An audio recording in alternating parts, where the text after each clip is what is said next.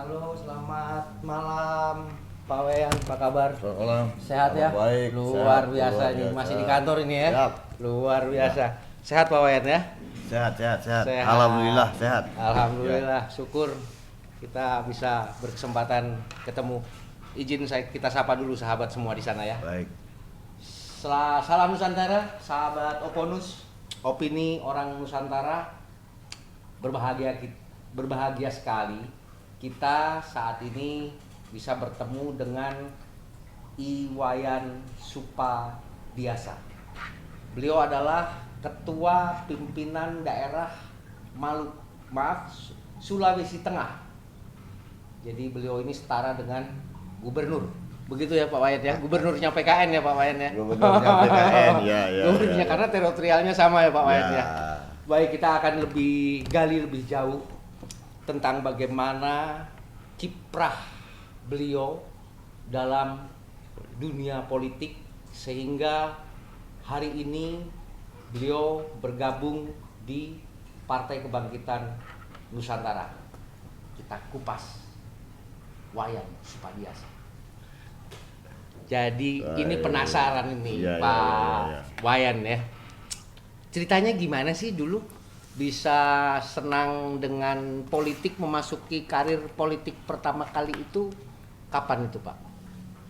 Baik, terima kasih nih kesempatan yang luar biasa nih. Iya. Di malam hari ini saya diberikan kesempatan ya kita bisa berbincang Iya. ria, berbincang asik nih bersama Berbagi ya.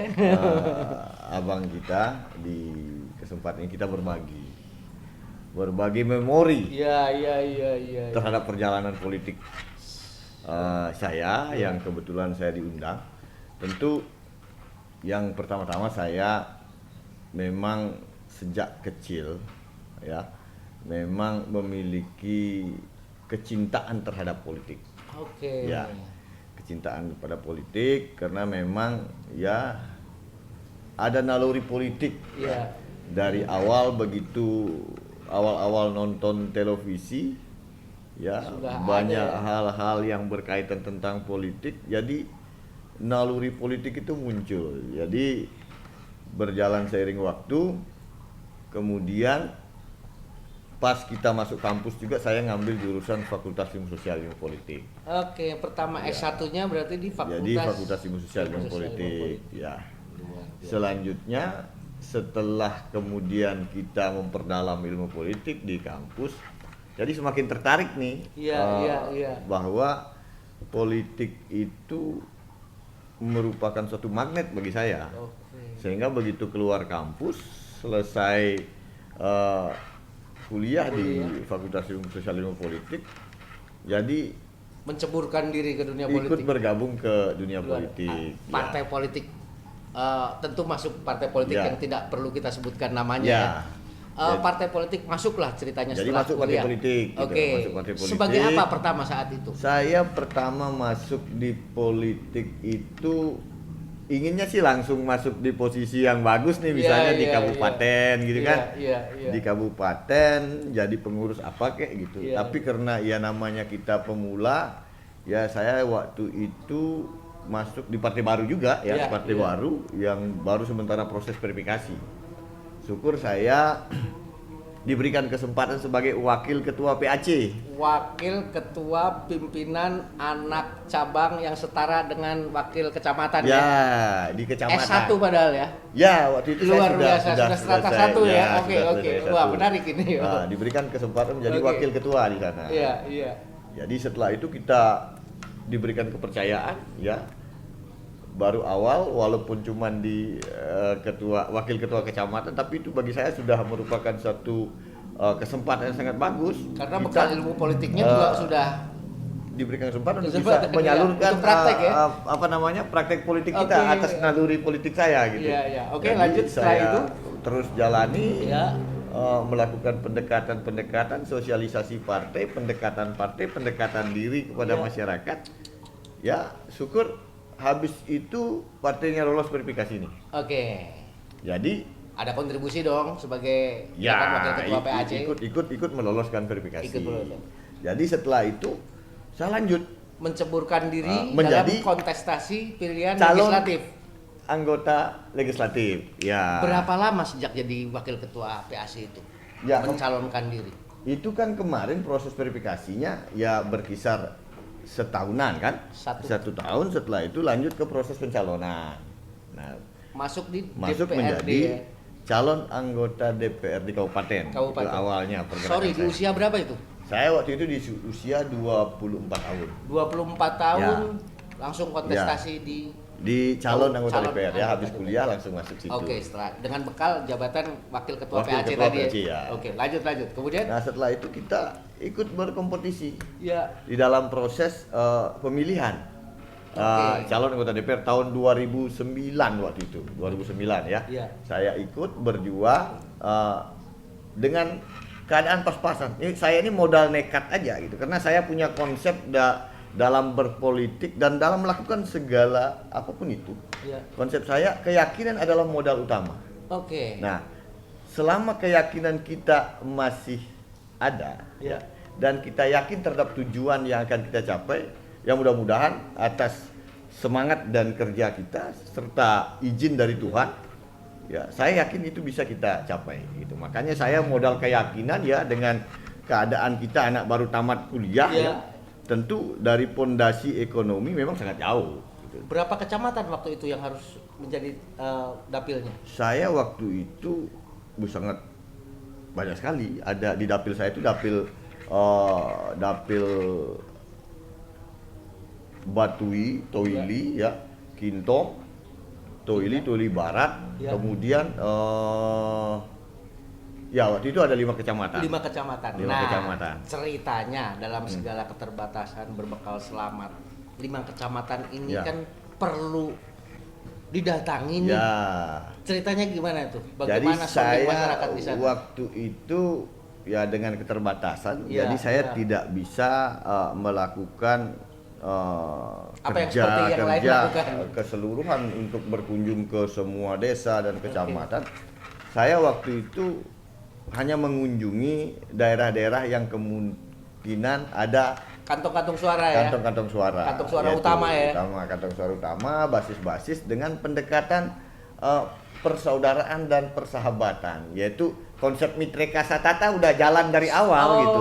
Sudah dipraktekkan dulu. Dipraktekkan Mitreka Satata, Iya. yaitu bersatu dalam persahabatan. Jadi Ngajak bersahabat. sahabat-sahabat saya yang waktu SD, Iya, sahabat-sahabat yang waktu SMP, SMA, Oke. ya teman-teman saya nyabit, Oke. teman-teman saya ke sawah, teman-teman saya ke kebun, itulah yang saya cari. Luar biasa. Ya, itu yang saya cari.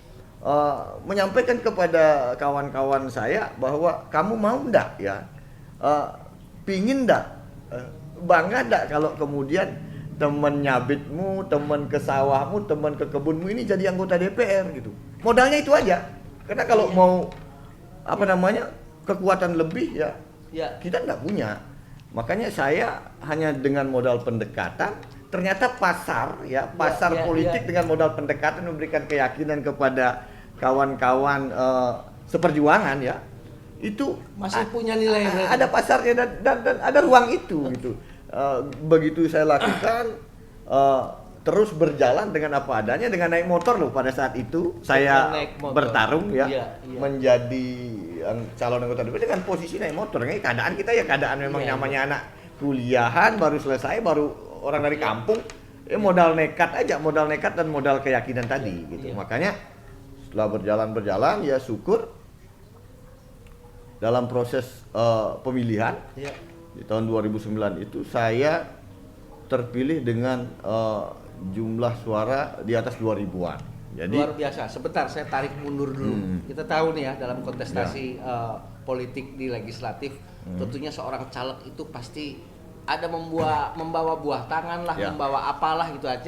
Ceritanya gimana sepanjang dalam arena itu kira-kira apa tuh? saya pada saat itu memang nggak bisa ngikut konsep-konsep strategi kawan-kawan lain Iya, gitu iya, kan. iya. Yang namanya saya waktu itu masih pemula, yang masih keadaannya memang ya kita dari kalangan bawah tani ya, yang ingin mengabdikan diri, Iya, iya. mewakili kawan-kawan kami di bawah. ya kami tidak bawa apa-apa, kami hanya bawa pendekatan ya. Kadang-kadang juga kalau waktu itu kami punya rezeki lebih sedikit, ya paling kami datang bisa mampu bawa aqua. Bawa aqua, ya saya bonceng motor, kemudian saya bawa aqua kalau ada orang kedukaan, saya bawakan 2 dos, orang kawin bawakan 2 dos, kemudian ada orang sakit saya jenguk kan gitu.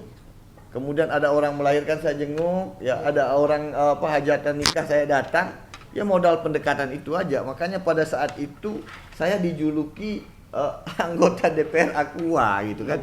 Karena modalnya cuma Aqua dan pendekatan. Pendekatan serta komunikasi dengan kawan-kawan yang kemudian ada di lingkungan kami gitu.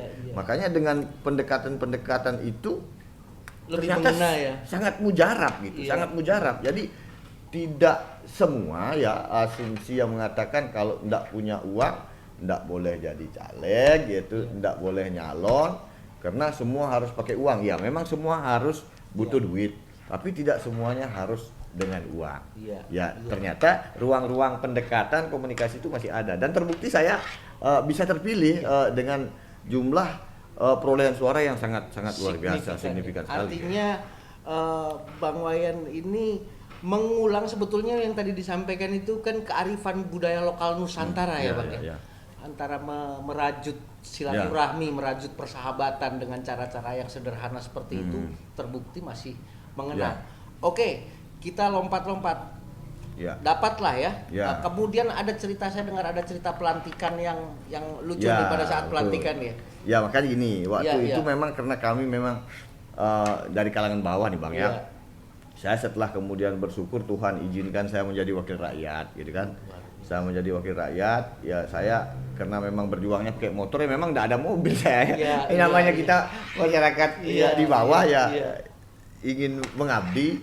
Kemudian saya berangkat pelantikan waktu itu dengan membonceng orang tua saya, ibu saya. Saya bonceng dari desa, saya itu perjalanan 3 jam dari desa ke kota untuk pelantikan anggota DPR. Dan setelah itu sampai di kota ya saya disaksikan dengan kedua orang tua saya untuk dilantik. Kemudian di situ saya memiliki rasa syukur yang sangat luar biasa. Ya memang sih banyak kawan-kawan yang waktu itu memang merasa masa iya gitu kan, seorang Wayan Supadiase kemudian yang modal dari motor bisa masih umur sangat muda ya 24 tahun kan berarti memang sangat mudah sekali.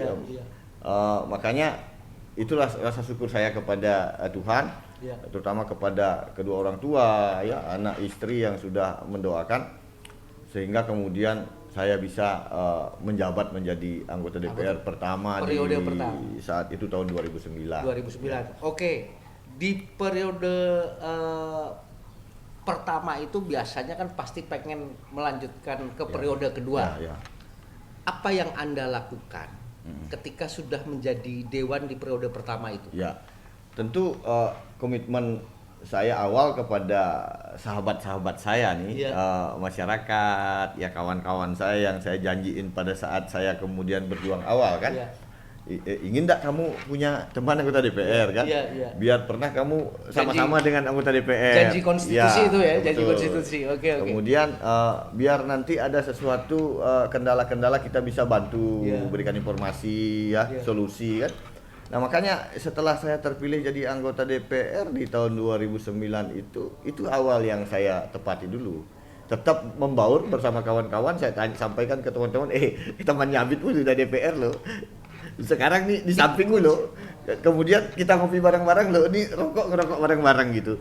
Jadi itu yang saya lakukan, pendekatan gitu. Dan jadi kawan-kawan yang selama ini mungkin rasa-rasa memang tidak segampang itu bisa bersama dengan wakil rakyat, tapi begitu saya terpilih saya tunjukkan bahwa saya itu selalu bersama kawan-kawan, bisa selalu berkomunikasi sehingga hal-hal yang mungkin bisa kita bantu dengan jalan komunikasi kemudian dengan memberikan solusi-solusi kepada sahabat-sahabat saya, kawan-kawan saya, masyarakat, itu bisa kita upayakan untuk bantu sehingga itu dilakukan pada saat reses saja atau memang oh tidak, kalau saya sering itu untuk berkunjung lagi itu tidak menonton pas pada reses saat reses. Begitu kita jadi anggota DPR, kita kan sudah punya tanggung jawab yang sangat besar di pundak kita. Apalagi saya yang memang dari bawah ya. Dari bawah kemudian kita tidak beriin apa-apa kepada pemilih, kepada masyarakat yang sudah mendukung saya. Makanya saya harus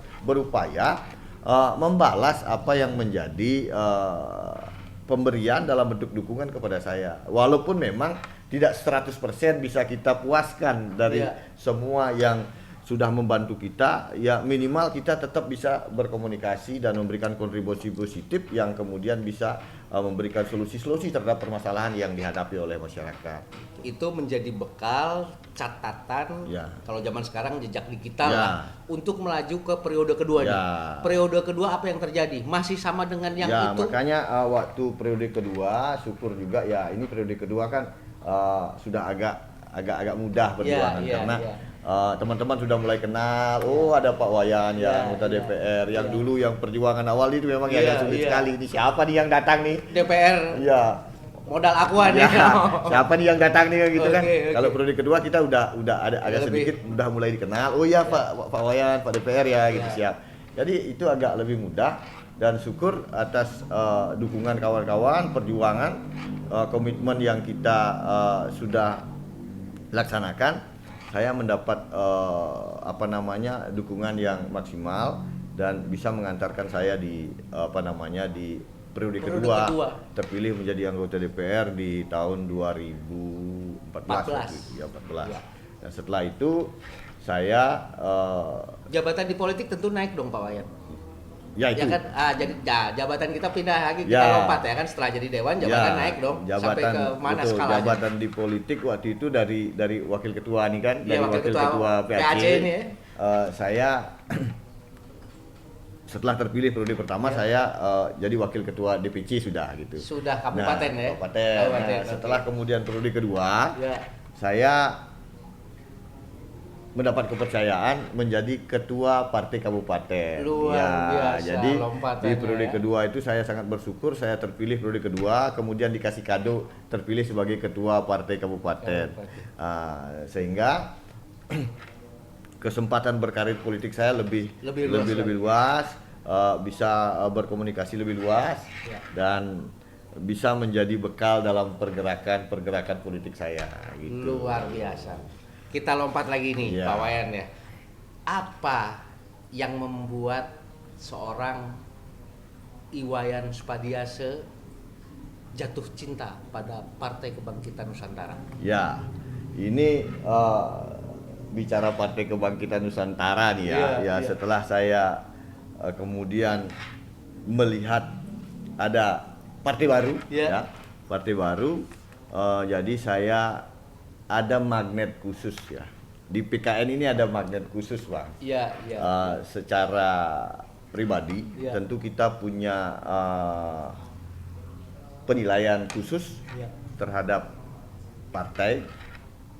Tentu dengan munculnya Partai Kebangkitan Nusantara, saya cermati dari logo, kemudian dari warna.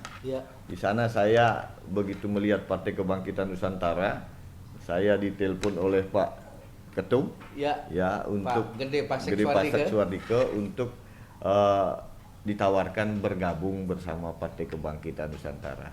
Nah, setelah kemudian saya mencermati, kemudian saya Berapa lama mencermati ini? Tidak semudah itu nih kan. Berpikir itu kurang lebih 3-4 bulan. 3-4 bulan untuk karena waktu itu saya masih sebagai ketua partai. Kemudian harus kemudian ada pilihan, ada pilihan Partai Kebangkitan Nusantara. Jadi saya mencermati, setelah saya cermati, saya pikirkan, saya menyatakan sikap untuk bergabung di Partai Kebangkitan Nusantara karena saya melihat dari Partai Kebangkitan Nusantara dengan nama Kebangkitan Nusantara. Jadi Nusantara ini memang harus bangkit gitu. Ya. Memang harus bangkit, kemudian melihat dari lambang partainya, Ya. yaitu di situ menggunakan lambang getih Ya. samudra, yaitu simbol Majapahit sebagai Imperium imperium kerajaan yang pernah, pada zaman ya, dulu itu kemudian dimunculkan. Jadi kita pernah berjaya di zaman kerajaan Majapahit. Ya. Nah, makanya di sini kemudian dikolaborasi dengan Partai Kebangkitan Nusantara, memang kita ingin bangkit lagi, ingin berjaya lagi seperti di zaman kerajaan Majapahit. Makanya saya ini begitu melihat ini tertarik sekali, apalagi di sana ada burung Garuda yang terbuka paruhnya. Paruhnya terbuka, kemudian moncongnya putih. Jadi ini menjadi daya tarik. Semoga Partai Kebangkitan Nusantara memang bisa membawa perubahan yang sangat luar biasa ke depan. Walaupun partai ini partai baru, tapi mudah-mudahan dengan semangat gotong royong yang dimiliki oleh kawan-kawan di Partai Kebangkitan Nusantara, karena ini menjadi embrio, menjadi semangat kita di sini bergotong royong, Mitreka Satata, bersatu dalam persahabatan. Makanya ini yang membuat ini adalah partai yang pas untuk saya bergabung. Kemudian ditambah untuk menuangkan dengan nomor urutnya 9. Nah, ini luar biasa. Ini lagi merinding lagi nih. Merinding ini memang 9 itu adalah angka tertinggi. Seperti Pak Ketua bilang 9 angka tertinggi, dan memang ini bagi saya suatu hal yang sangat luar biasa. Kita mendapatkan nomor urut 9. Semoga dengan angka tertinggi 9 ini kita mendapatkan hasil pemilu juga nanti bisa maksimal gitu, bisa maksimal sehingga konsep Partai Kebangkitan Nusantara sesuai dengan visi dan misinya menciptakan persatuan kedaulatan, kemudian kesejahteraan masyarakat untuk menciptakan masyarakat yang adil dan makmur berwawasan Nusantara. Ini bisa kemudian bisa diwujudkan. Sebagai calon legislator DPR RI, sekarang nih Pak Wayan kegiatannya apa sih nih per saat ini? Ya, saya saat ini kebetulan saya dosen di salah satu universitas swasta di Sulawesi Tengah. Fakultas kebetulannya fakultasnya Fakultas Ilmu Sosial dan Ilmu Politik. Luar biasa. Jadi saya di sana mengajar di Universitas Tumputika. Selanjutnya saya juga sebagai seorang pengacara. Luar biasa. Praktisi hukum nih ya. Praktisi hukum. Luar biasa. Nah, selanjutnya juga dipercayakan oleh Ketum sebagai Ketua Partai Kebangkitan Nusantara Provinsi Sulawesi Tengah. Oke, baik, luar biasa. Ini saya jadi teringat Mas Anas nih. Beliau juga pendidikannya di ilmu sosial politik ya. Ini jadi golongan darahnya, kalau saya bilang golongan darahnya ini golongan darah politik nih, memang sudah ada titisan, ada terahnya, dan kemudian kalau kita sinergikan ya Pak Wayan saya melihat dari kacamata masyarakat ini bahwa negara ini negara hukum. Artinya legislator kita paling tidak paham hukum. Paling tidak paham hukum sehingga dalam penegakan hukumnya bisa relatif lebih dipercaya. Gitu kurang lebihnya Pak Wayan. Betul, makanya politik dan hukum itu tidak bisa dipisahkan. Politik dan hukum tidak bisa dipisahkan. Semuanya harus berjalan seiringan. Karena politik tanpa hukum akan terjadi kesewenang-wenangan. Politik tanpa hukum akan terjadi kesewenang-wenangan. Politik tanpa hukum akan terjadi kesewenang-wenangan. Demikian juga sebaliknya, hukum tanpa politik akan terjadi kemandulan. Makanya dua konsep ini harus disatukan, berjalan seiringan. Kenapa dikatakan demikian?